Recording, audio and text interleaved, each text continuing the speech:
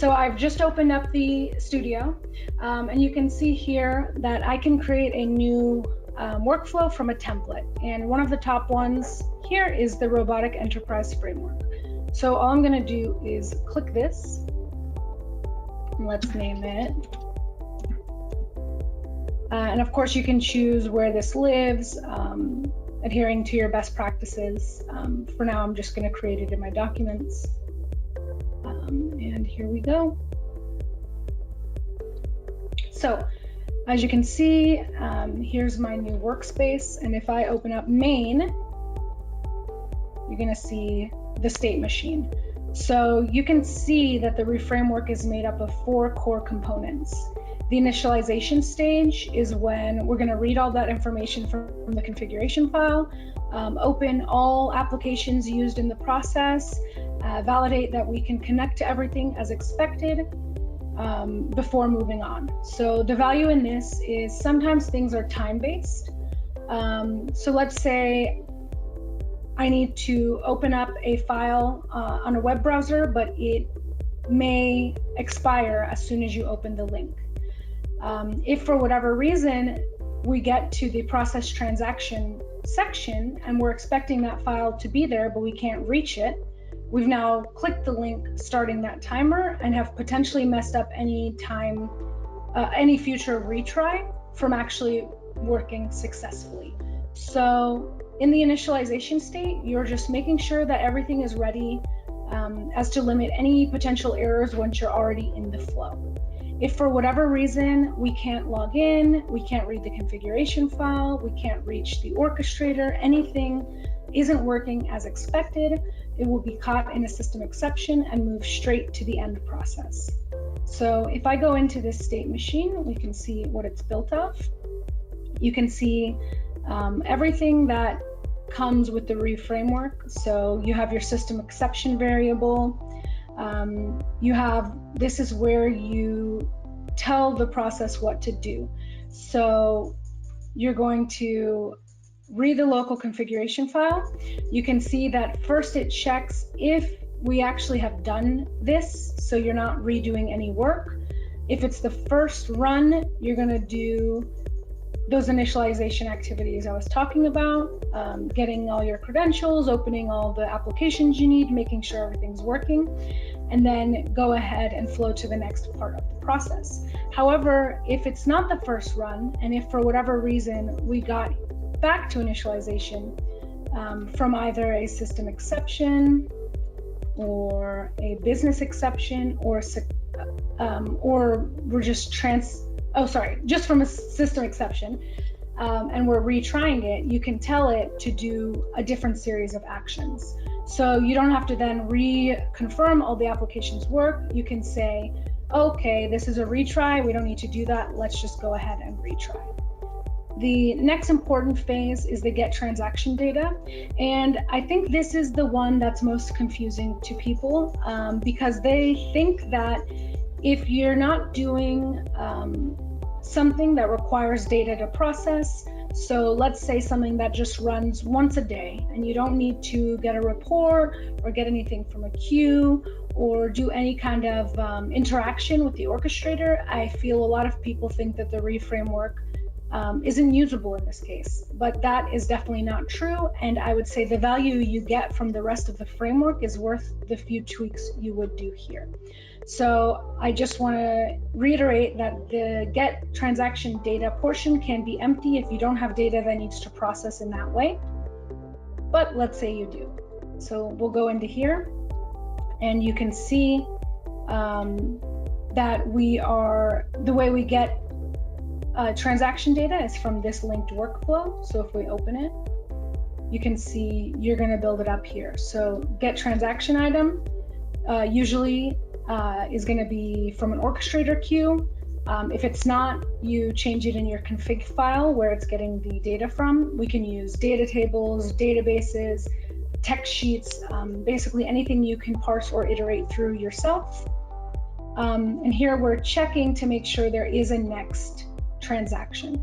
So you can see that you're getting the next transaction item and then setting your variables up.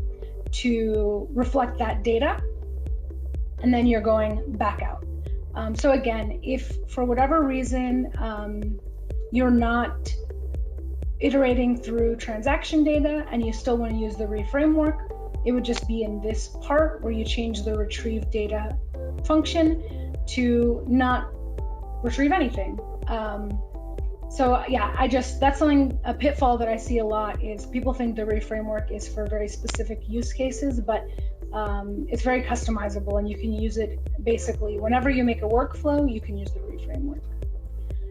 The meat of the process is, I guess to show you how we move on from this, if you have a new transaction item to iterate through, you would go to process transaction, but if your queue is empty or you've read the last line of your file, you would end process.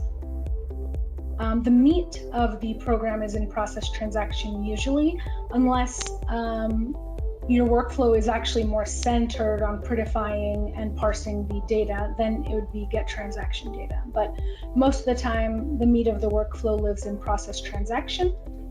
And you can see that we are getting the current transaction item, we're resetting our exception variables, and then you will go ahead and invoke your process workflow. So the process workflow is going to be a larger activity with sub-processes inside. So similar to how in the main you have these invoke process workflows, you're going to have something very similar in your process activity where you're invoking those reusable components we talked about.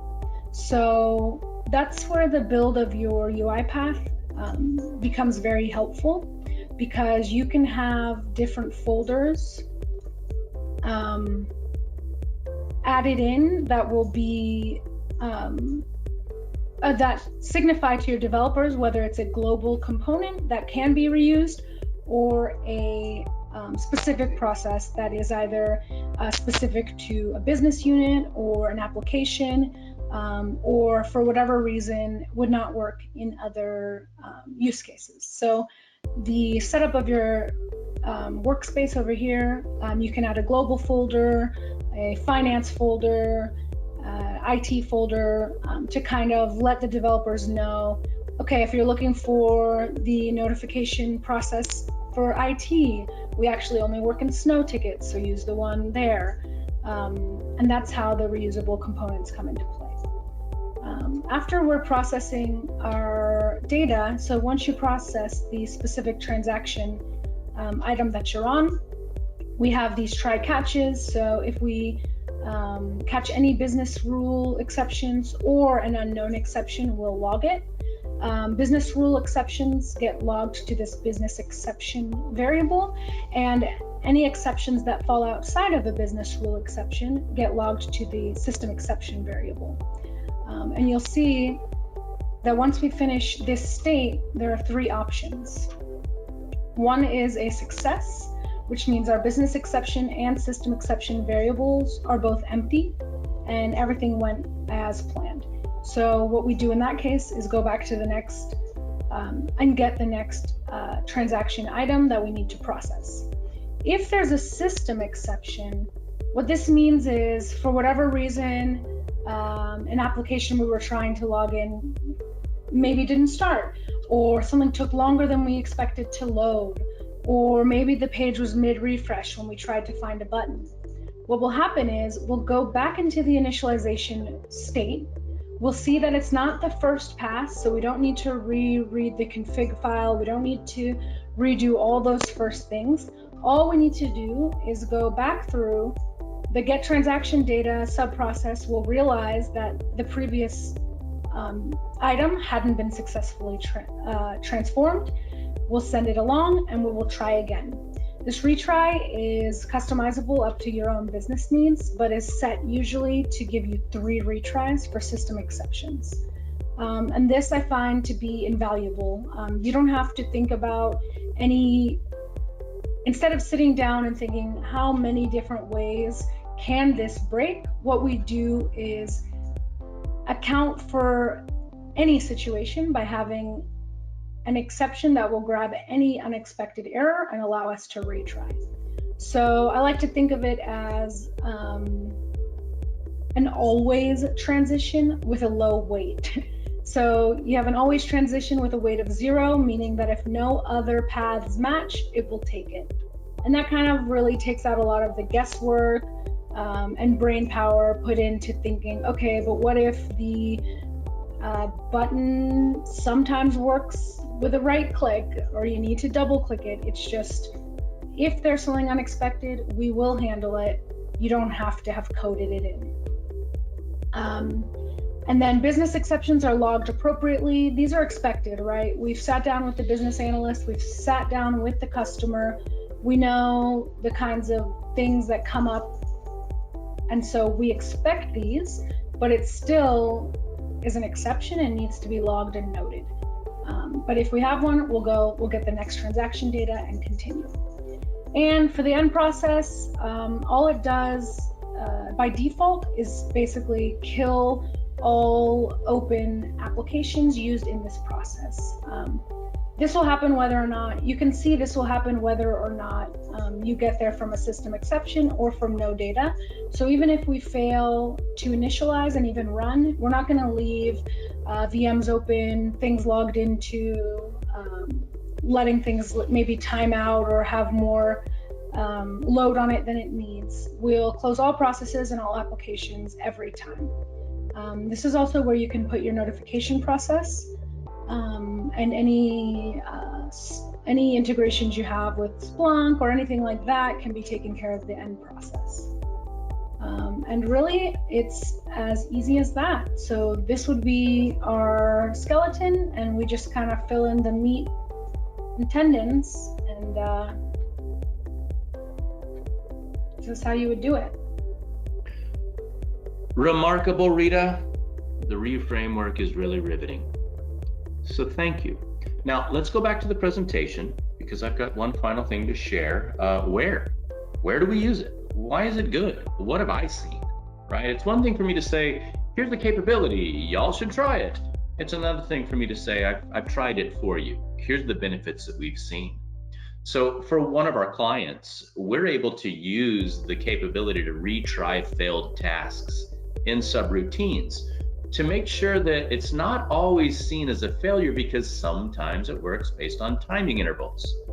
At the same time, with a leading software company, what we're able to do is build in scalability and consistency by leveraging REFramework for the pre-built variables, assets, and everything inside the orchestrator. So it helps us get there faster. You've already deployed the exception handler. Now, with those exceptions, for a large meat packaging company, we're able to capture what the REFramework sees as an exception and send an alert downstream to a ticketing system. So I have humans taking action the minute anything seems to be going wrong from a system, application, or business exception served up by REFramework, making me stronger, not just in deployment, but post-implementation while we're watching and monitoring and helping move things forward in operations.